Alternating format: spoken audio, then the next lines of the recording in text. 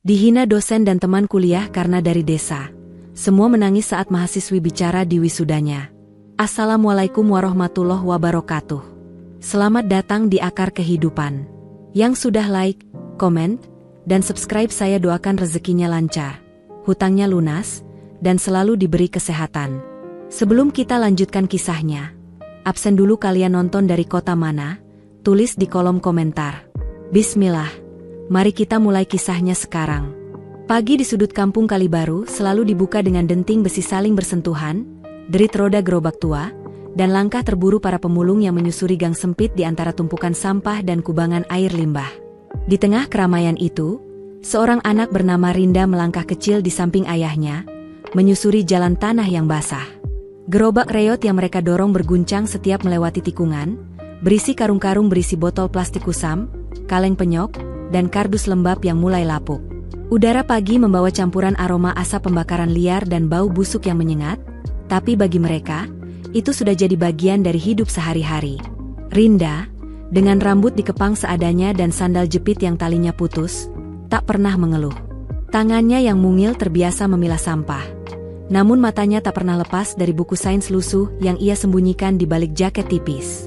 Meski kertasnya lecek dan beberapa bagian sobek, buku itu menjadi benda paling berharga baginya. Saat istirahat, ia akan duduk di atas karung goni, bersandar pada dinding beton yang dingin, lalu membuka lembar demi lembar dengan mata berat menahan kantuk. Pada suatu pagi yang diguyur gerimis, saat tetes air masih menggantung di tali jemuran yang melintang di gang, Rinda menghentikan geraknya. Ia menarik napas panjang, mendongak ke langit yang kelabu. Tak lama, Pak Danar, ayahnya, datang menghampiri dengan wajah hitam legam karena asap, menggenggam botol sabun bekas. Ia duduk di sebelah Rinda, lalu menyeka keringat dari pelipis dengan kaus usang yang penuh lubang. "Baca apa, Rin?" tanya Pak Danar dengan suara serak, bekas terlalu sering menghirup asap pembakaran. "Ini, yah, soal jembatan. Katanya bentuk segitiga itu paling kokoh," jawab Rinda tanpa menoleh. Pandangannya tetap tertuju pada gambar-gambar sederhana di halaman buku. Pak Danar mengulas senyum tipis. Ia mengangguk pelan, kemudian menepuk bahu Rinda dengan lembut. "Kalau kamu terus belajar, suatu hari kamu bisa pergi dari sini," ucapnya pelan, seperti doa yang ia ulang saban pagi dan sore, setiap kali dunia terasa terlalu berat. Rinda hanya mengangguk pelan. Kali ini tak ada jawaban darinya. Ia menutup bukunya perlahan, memeluknya erat, dan menatap jauh ke ujung gang yang berkabut. Di balik kabur dan keramaian kampung, ia membayangkan gedung tinggi, ruang kuliah luas, dan meja gambar besar yang penuh alat-alat arsitektur. Lalu di tengah lamunannya, dari arah gang sempit yang lain, terdengar suara roda gerobak mendekat, membawa satu karung lagi, penuh harapan yang harus disortir satu persatu hari ini. Cahaya mentari baru menembus sela-sela atap seng saat Rinda berdiri di depan rumah kayu yang sudah keropos di pinggiran kampung. Ayah dan ibunya berdiri tanpa kata, menyembunyikan getar emosi yang menggenang di mata. Tak ada perayaan meriah, tak ada balon atau makanan khas perpisahan, hanya dentingan radio tua di dalam rumah dan sesekali suara isah halus dari ibunya yang terus menyeka air mata dengan kain kumal. Di punggung Rinda tergantung ransel pinjaman yang mulai pudar warnanya, sementara tangan kanannya membawa karung kecil berisi pakaian, buku pelajaran, dan 5 kilogram beras, hasil menjual besi tua 2 hari lalu. "Maaf ya, Rin, Bapak belum bisa nganter naik mobil kayak orang-orang," ucap Pak Danar perlahan, dengan suara yang serak dan mata yang sembab. Rinda hanya mengulas senyum kecil, berusaha menahan gejolak di dadanya. "Gak apa-apa, yah, naik bus juga cukup kok. Yang penting doanya Bapak sama Ibu." Sang ibu memeluk Rinda begitu erat, seolah tak ingin melepas anak gadisnya begitu saja ke dunia yang lebih luas. Sementara itu, Pak Danar menepuk punggungnya perlahan, tangannya kasar dan penuh bekas luka kerasnya hidup. Udara pagi membawa aroma tanah basah dan daun pisang yang masih berembun. Dari balik tirai rumah-rumah tetangga, mata-mata dia memperhatikan, seakan tak percaya gadis pemulung itu kini benar-benar melangkah menuju bangku universitas. Kehidupan Rinda di kota berubah total. Ia tinggal di kamar kos kecil, hanya cukup untuk kasur tipis dan jemuran baju dari pipa bekas. Dindingnya lembab, atapnya bocor jika hujan datang malam hari. Ia memasak dengan kompor sederhana di lantai, menyisakan tempe goreng dan nasi untuk 2 hari. Pengeluarannya pas-pasan, tak sekalipun ia menginjakan kaki di tempat nongkrong teman-teman kampusnya. Di ruang kuliah, Rinda memilih duduk di sudut ruangan, mencatat dengan pena bekas yang ia isi ulang berkali-kali. Pekerjaan paruh waktunya sebagai penjaga perpustakaan menjadi penyelamat biaya sewa kamar, walau kadang ia tertidur sambil menyandar di antara rak buku karena kelelahan. Tapi tidak ada keluh dari bibirnya. Baginya, tiap tetes keringat yang jatuh di lantai kampus adalah bukti bahwa ia layak ada di sana. Teman-temannya datang dengan sepeda motor keluaran baru, mengenakan pakaian bermerek dan wangi parfum yang menyengat. Mereka tertawa lepas, makan siang di kafe, dan sering merancang liburan keluar kota saat jeda semester tiba. Tapi Rinda tetap tersenyum, tanpa pernah merasa malu atau iri. "Rinda, kamu ikut ke mall sore ini?" "Enggak," tanya seorang teman sambil membereskan tas. "Gak dulu, aku harus jaga perpustakaan. Tugas numpuk juga," jawabnya ringan sambil menutup buku tebal dan memasukkannya ke dalam map. Ia melangkah perlahan menuruni tangga kampus. Seorang diri namun mantap. Dalam hatinya, ia tahu, mimpi besar tidak pernah datang bersama kemewahan di awal. Tapi jika terus bertahan dan sabar, rasa perih hari ini akan dibayar dengan kebanggaan yang utuh di kemudian hari. Malamnya, di kamar kos yang pengap dan sunyi, Rinda menyetrika baju sambil membuka buku teknik struktur bangunan. Ia tak menyadari bahwa dari luar jendela, angin malam kota membawa pertanda akan datangnya takdir besar yang perlahan sedang menghampirinya. Matahari bersinar tajam siang itu, menembus kaca besar ruang kelas lantai 3 jurusan teknik sipil. Pantulan panas dari jendela membuat ruangan terasa pengap meski kipas di langit-langit berputar cepat. Di dalam kelas, suasana riuh rendah oleh suara ketikan laptop, lembaran kertas yang berdesir, dan bisik-bisik mahasiswa yang sedang bersiap menyampaikan presentasi proyek jembatan mereka. Di depan kelas berdiri Pak Danar, dosen senior yang terkenal tak kenal basa-basi. Wajahnya keras, kedua tangan bersilang di dada, dan pandangannya menyapu satu persatu mahasiswa seperti hendak menguliti niat mereka. Rinda melangkah pelan ke depan.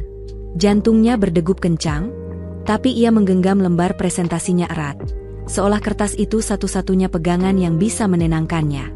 Selama 3 malam tanpa tidur, ia merancang sendiri sketsa jembatan gantung bermodel segitiga yang kini ia tempelkan di papan presentasi. Suaranya tenang, meski sedikit bergetar saat mulai menjelaskan tentang distribusi beban dan titik tumpu. Beberapa teman mendengarkan dengan saksama, namun tak sedikit yang mulai melirik jam tangan atau menyandarkan kepala di meja. Begitu Rinda menyelesaikan penjelasannya, keheningan melayang sesaat.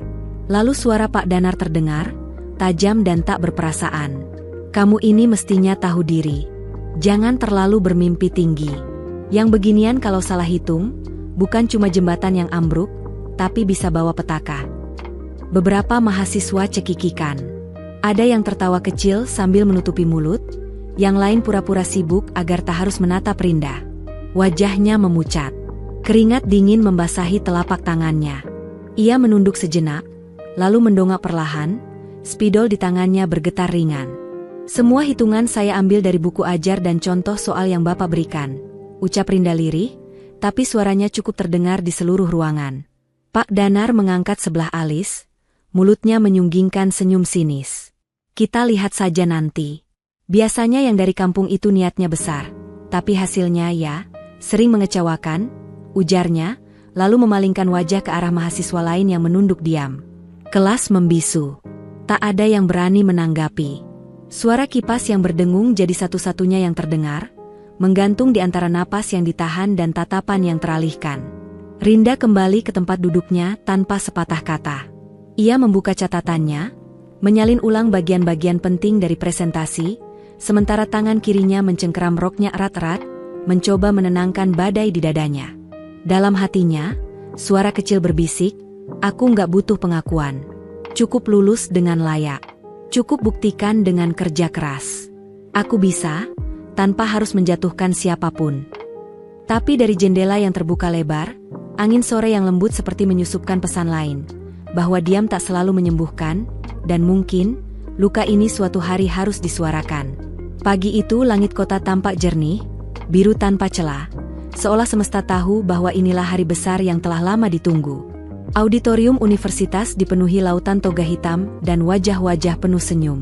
Sepanjang lorong terdengar suara tawa, klik kamera ponsel, dan ucapan selamat dari mulut ke mulut. Para ibu mengenakan kebaya terbaik, ayah-ayah datang dengan batik rapi dan langkah mantap. Di tengah keramaian itu, berdiri Rinda, menarik napas dalam-dalam di dekat tangga masuk, mencoba menenangkan gejolak di dadanya. Toga yang ia kenakan adalah pinjaman dari seniornya, sedikit kebesaran dan jahitannya diperbaiki semalam. Sepatu pantofelnya telah direkatkan dengan lem kayu 3 kali agar tidak lepas saat berjalan. Meski begitu, ia tetap melangkah dengan kepala tegak, walau hatinya berdebar tak karuan. Dengan langkah tenang, Rinda menuju deretan kursi depan yang diperuntukkan bagi lulusan terbaik jurusan. Saat duduk, pandangannya menyapu ke sisi kiri aula, tempat para tamu duduk berjejer. Keluarga yang saling merangkul, ayah yang antusias memotret, ibu yang menitikan air mata bahagia. Tapi satu kursi di sana tetap kosong. Nama keluarganya tercetak rapi di atas amplop undangan yang tergeletak tanpa tersentuh. Tak ada wajah yang ia kenal, tak ada tangan yang melambai dari kejauhan. Tiba-tiba, suara datar terdengar dari arah kanan. Bisa jadi ayahmu masih sibuk kumpulin botol bekas pagi ini. Rinda menoleh perlahan. Pak Danar berdiri tak jauh, mengenakan jas formal dengan dasi perak, sorot matanya tajam tapi dingin, bibirnya tak bergerak sedikit pun ke arah senyum. Kalimat itu lirih, namun terasa seperti sayatan. Tak ada teriakan, tapi cukup menusuk ke dasar hati. Rinda menunduk, matanya cepat berkedip menahan semburan air yang menggenang. Ia menggenggam ujung toganya erat-erat di atas lutut, berusaha tetap tenang meski tubuhnya terasa membeku. Beberapa mahasiswa di dekatnya melirik, sebagian menahan nafas, sebagian pura-pura sibuk dengan gawai. Tidak ada yang berkata apa-apa, apalagi membela. Suasana yang tadi hangat kini terasa asing bagi Rinda, seperti dinding-dindingnya menutup perlahan. Ia menarik napas, lalu mengangguk pelan tanpa menjawab, memilih diam daripada membuka luka lebih lebar. Nama-nama mulai dipanggil ke panggung, satu persatu maju dengan langkah bangga. Lampu sorot menyusuri wajah-wajah bahagia, kamera merekam setiap momen penting. Tapi bagi Rinda, semuanya mendadak terasa jauh. Suara, cahaya, dan senyum orang-orang seperti terhisap ke dalam ruang hampa. Di tengah gegap gempita itu, ia duduk kaku, mencoba menahan gemuruh di dada dan bulir yang hendak jatuh dari pelupuk mata. Namun tepat saat pembawa acara menyebut namanya, dan ia hendak berdiri, pintu auditorium perlahan terbuka dari belakang. Seseorang melangkah masuk, memegang sesuatu di tangan, menghadirkan bayangan dari masa lalu yang tak pernah ia sangka akan datang di hari ini. Ketika pembawa acara menyebut sebuah nama dengan suara lantang dan penuh hormat, suasana auditorium sontak berubah hening. Berikutnya, kami undang ke panggung Rinda Wulandari, lulusan terbaik sekaligus mahasiswa berprestasi Fakultas Teknik Sipil. Tepuk tangan langsung meledak, mengisi ruang megah itu hingga memantul di dinding dan langit-langit. Beberapa orang berdiri memberi apresiasi, yang lain hanya menoleh penasaran, mencari sosok bertubuh mungil yang kini melangkah ke atas panggung dengan wajah tenang tapi hati berdebar keras. Rinda melangkah mantap, meski tubuhnya dingin dan telapak tangan berkeringat. Bukan semata karena gugup, tetapi karena seluruh beban yang ia pikul hari itu, perjuangan bertahun-tahun, hinaan yang pernah ia telan, dan rasa sepi yang sejak pagi tak kunjung mereda.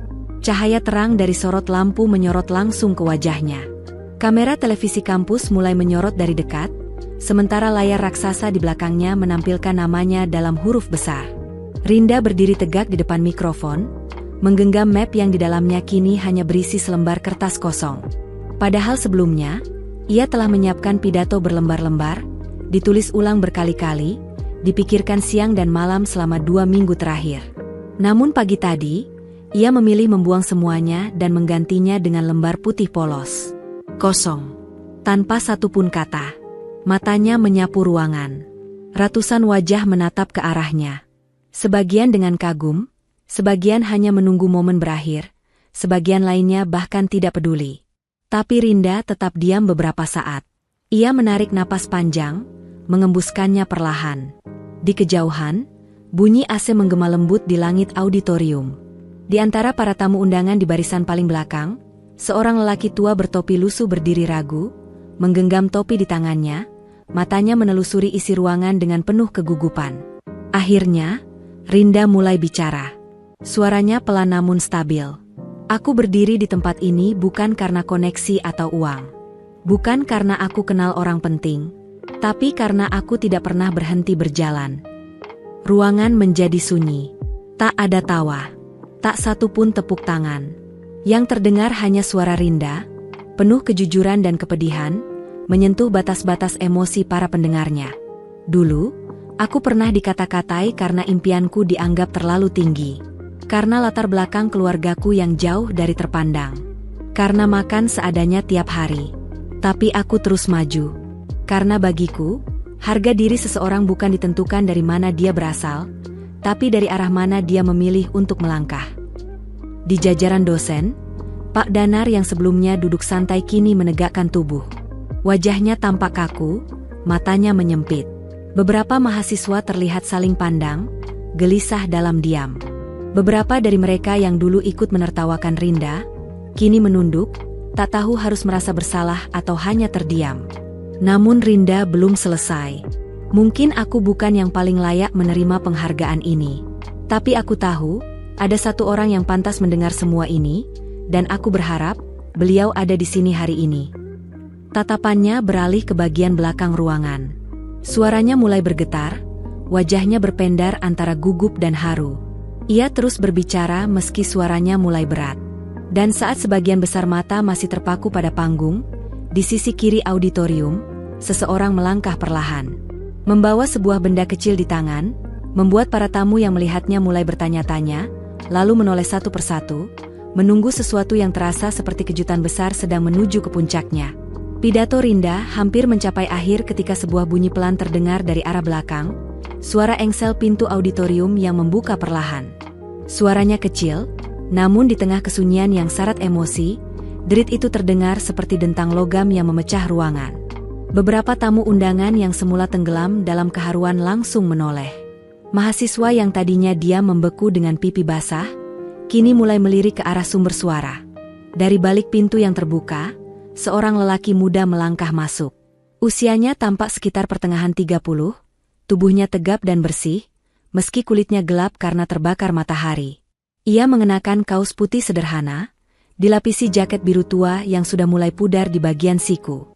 Celana hitamnya jatuh rapi hingga menutupi pergelangan kaki, dan sepatu pantofel hitam yang ia kenakan terlihat mengilap, seolah disemir dengan penuh kesungguhan pagi itu. Wajahnya membawa senyum. Bukan senyum biasa, tapi senyum yang menyimpan riwayat panjang, seakan setiap lekuk bibirnya mengisahkan perjuangan. Di tangan kanannya tergenggam setangkai bunga plastik warna merah muda, dibungkus kertas koran bekas yang masih menampilkan iklan jual beli sepeda motor. Ia melangkah pelan namun pasti. Beberapa panitia di sekitar pintu sempat tampak bingung, tapi tak satu pun menghalanginya masuk. Di luar gedung, terlihat mobil SUV putih berhenti tepat di balik kaca pintu utama. Mobil itu bersih dan sederhana, tapi tak kalah mencolok karena stiker kecil di pintunya yang bertuliskan, Kali Baru Waste Recycling Co. Tak butuh waktu lama hingga beberapa mahasiswa saling pandang dan berbisik. Beberapa dosen yang duduk di barisan depan menunduk, berembus pelan, menebak-nebak siapa pria ini dan apa makna tulisan pada kendaraan itu. Lelaki itu berjalan melewati deretan kursi tamu undangan, memberikan anggukan sopan kepada siapapun yang bertemu pandang dengannya. Suasana auditorium berubah. Sebagian penonton mulai saling bertanya pelan, dan kamera panitia mulai mengarahkan fokus dari panggung ke sosok yang kini jadi pusat perhatian. Di atas panggung, Rinda tak berkedip. Sorot matanya membesar, rahangnya menegang, dan jemari tangannya sedikit bergetar memegang map kosong yang sedari tadi ia bawa.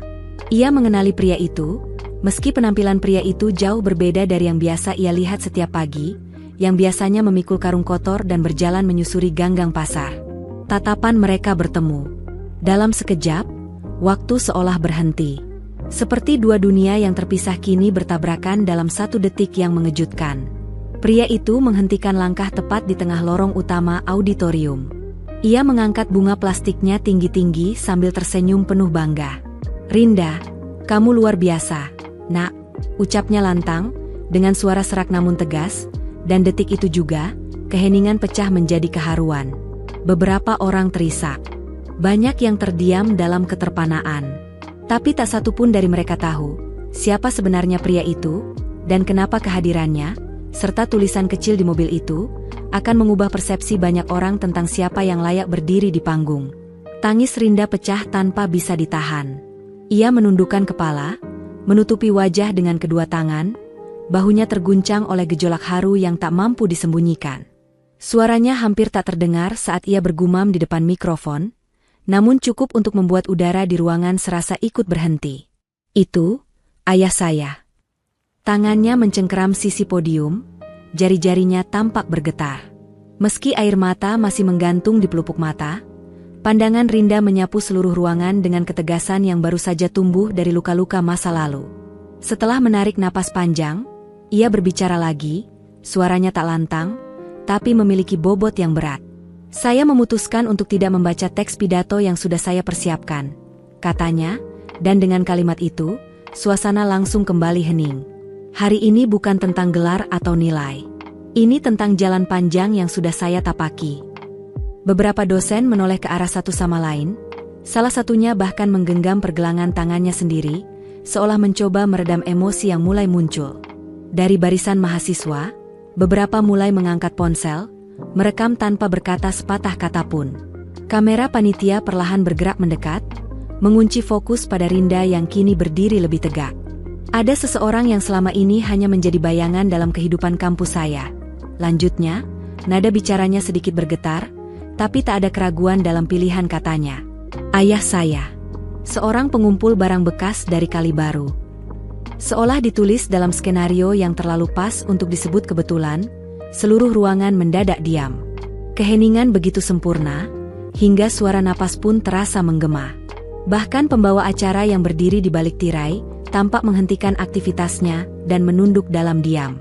Pak Danar, yang dari tadi terlihat gelisah, kini bersandar ke belakang, tangannya terlipat erat di dada. Di sisi kiri ruangan, seorang pria kurus dengan jaket pudar dan celana yang mulai lusuh berdiri tegak. Ia memegang topinya di depan dada, dan kedua matanya tampak berkaca-kaca, menyimpan perasaan yang tak bisa diungkapkan dengan mudah. Beliau tak pernah mengecap bangku sekolah lebih dari kelas 2 SD. Ujar Rinda pelan, senyum tipis merekah di bibirnya, meski matanya mulai basah. Tapi beliau mengerti bahwa ilmu bisa mengangkat seseorang dari lumpur kenyataan yang pahit. Saat kecil, ketika sepatu saya bolong, beliau menggendong saya sambil menarik karung berisi botol dan kardus menuju gerbang sekolah. Rinda tertawa lirih, lebih sebagai pelepasan emosi daripada kebahagiaan. Di punggung ayah yang kurus itulah saya belajar tentang keteguhan. Beberapa tamu mulai menangis perlahan. Seorang ibu di deretan kedua menurunkan kacamatanya dan mengusap matanya dengan tisu kecil. Dari sisi kanan aula, terdengar suara pria dewasa yang tertahan tangisnya, menambah kesunyian yang kini berubah menjadi lapisan-lapisan rasa. Kamera kini menyorot wajah Rinda dari jarak dekat, ekspresinya memancarkan luka dan kekuatan dalam satu waktu. Setiap pagi, beliau selalu bilang begini. Rinda terdiam sejenak, lalu menirukan suara ayahnya, serak dan dalam, teruslah belajar, nak. Jangan sampai orang pandang kita rendah selamanya. Tangan Rinda mengepal perlahan di atas mimbar, suaranya mulai bergetar di ujung kalimat. Kata-kata itu lebih kuat dari rumus atau perhitungan struktur baja manapun yang saya pelajari selama kuliah. Itu yang membuat saya terus bertahan, saat harus menahan lapar, saat ditertawakan, saat harus mengulang makan yang sama setiap hari. Dan seperti meledaknya gunung emosi yang tertahan terlalu lama, auditorium yang tadi sunyi seketika bergemuruh oleh tepuk tangan. Bukan tepuk tangan biasa. Ada rasa hormat yang begitu dalam, ada pengakuan terhadap perjuangan yang tak kasat mata. Terdengar sorakan kecil dari sudut kanan ruangan, lalu disambut dari sisi lain. Dalam hitungan detik, seluruh ruangan berdiri, memberikan penghormatan kepada pria yang kini berdiri tak jauh dari panggung. Langkah pria itu pelan, agak canggung, seolah belum terbiasa disorot cahaya. Tapi wajahnya bersinar. Tidak ada sisa lelah di balik rutannya, hanya pancaran kebanggaan yang sederhana namun agung. Matanya tertuju pada Rinda, penuh cinta dan penghargaan yang tak perlu dijelaskan dengan kata-kata. Begitu pria itu menginjakkan kaki di panggung, Rinda langsung melangkah cepat dan memeluknya erat. Tubuh mungilnya seakan tenggelam dalam dekapan sang ayah. Namun entah bagaimana, saat keduanya bersatu dalam pelukan itu, Mereka tampak jauh lebih besar dari siapapun di ruangan.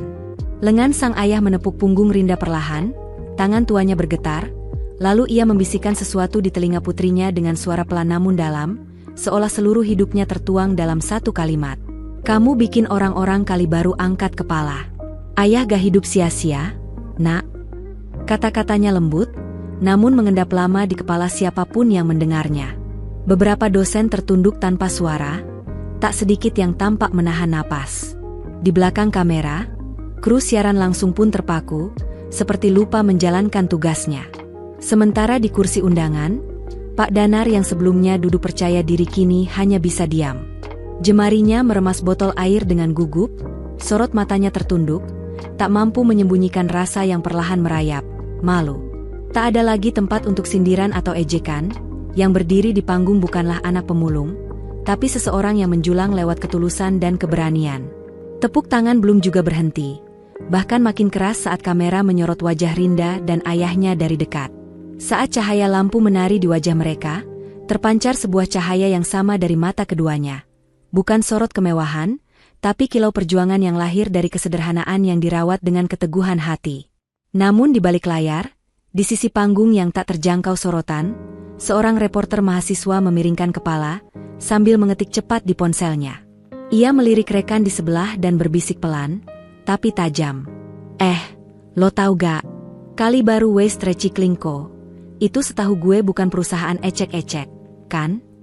Dan dari balik gemuruh tepuk tangan serta linangan air mata, sebuah misteri mulai perlahan menyusup, membawa pertanyaan baru di tengah-tengah cerita tentang keberhasilan dan pengorbanan itu.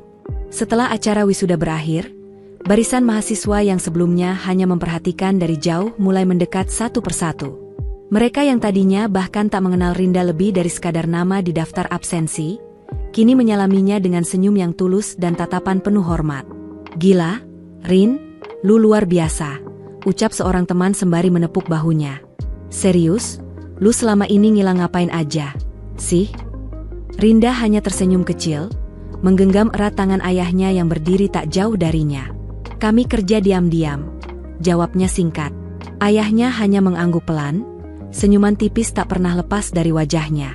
Beberapa dosen yang dulu bersikap dingin pun kini turut mendekat, mengangguk pelan dengan sorot mata yang seperti meminta maaf atas penilaian mereka dahulu.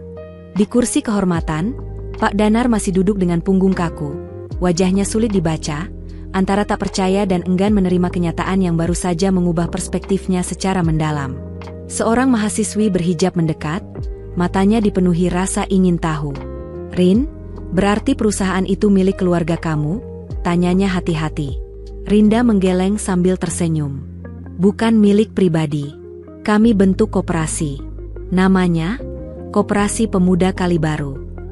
Aku dan ayah merangkul pemuda-pemuda di kampung buat kelola limbah.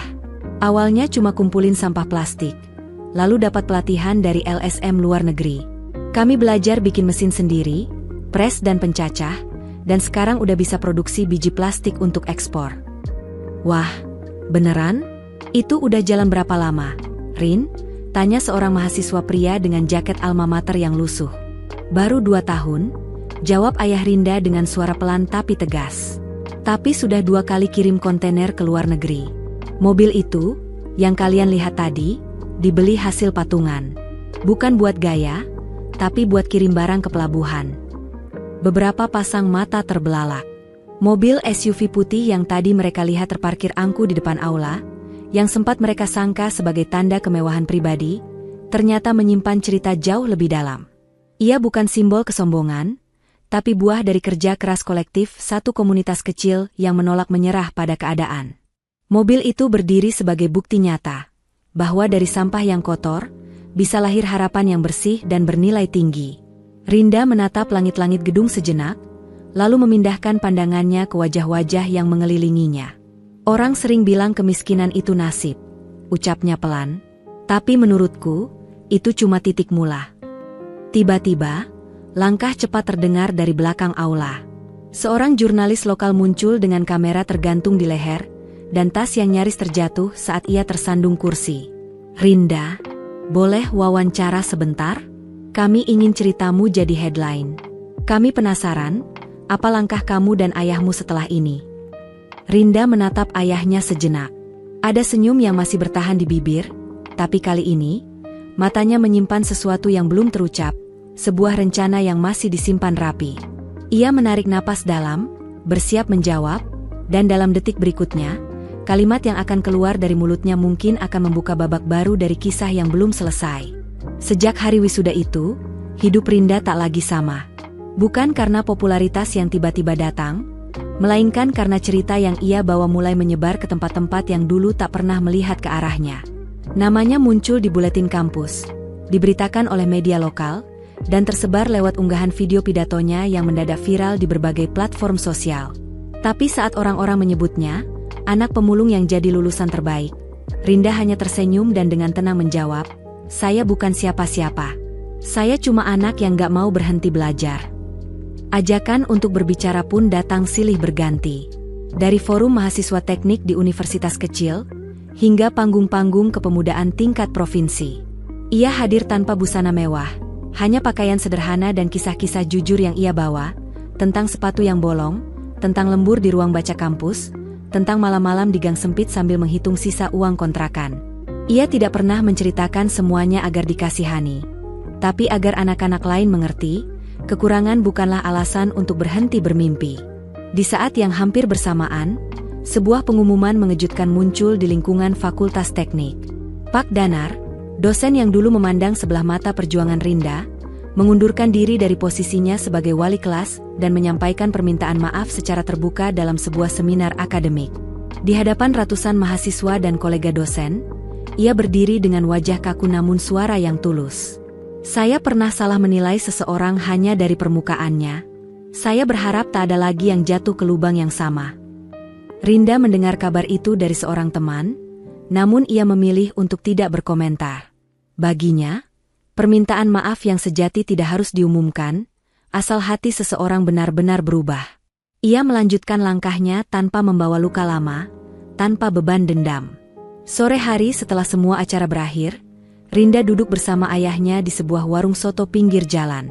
Meja reot dari kayu lapuk, kipas angin tua berdetak pelan di sudut ruangan, dan uap kuah soto memenuhi udara dengan kehangatan sederhana. Mereka menyantap makanan perlahan, dalam sunyi yang tidak canggung. Rinda memandangi ayahnya yang masih mengenakan jaket biru tua, bunga plastik yang tadi ia bawa kini tergeletak tenang di atas meja. "Ayah nggak pernah bayangin bisa duduk di sini, setelah lihat kamu lulus," ucap sang ayah lirih, sambil meniup kuah soto yang mengepul. Rinda mengangguk sambil tersenyum. "Aku juga nggak pernah duga. Tapi mungkin, ini memang bagian dari rencananya." Ayahnya memandangi Rinda lekat-lekat, matanya berkaca-kaca. Ia meletakkan sendok perlahan, lalu berbisik, "Siapa sangka bau sampah itu bisa jadi harum. Asal dicampur sabar dan doa." Rinda tak berkata apapun, hanya menggenggam tangan ayahnya dengan erat. Di luar, langit mulai menguning. Angin sore membawa aroma ranting terbakar dari kejauhan, suara motor kadang lewat, dan di atas sana, satu bintang perlahan menyala di langit senja. Hari itu bukan penutup cerita mereka. Hari itu adalah langkah pertama dari pintu yang baru saja terbuka, menuju kehidupan yang dulu hanya bisa mereka lihat dari balik tumpukan karung dan bayang harapan. Dan jauh di dalam dada, Rinda tahu betul, perjalanan sesungguhnya belum berakhir di toga dan panggung, karena kisah mereka baru benar-benar dimulai. Terima kasih sudah menonton Akar Kehidupan. Jangan lupa like, komen, dan subscribe agar tidak ketinggalan kisah seru berikutnya. Sampai jumpa di video selanjutnya. Semoga hidup kita selalu diberkahi.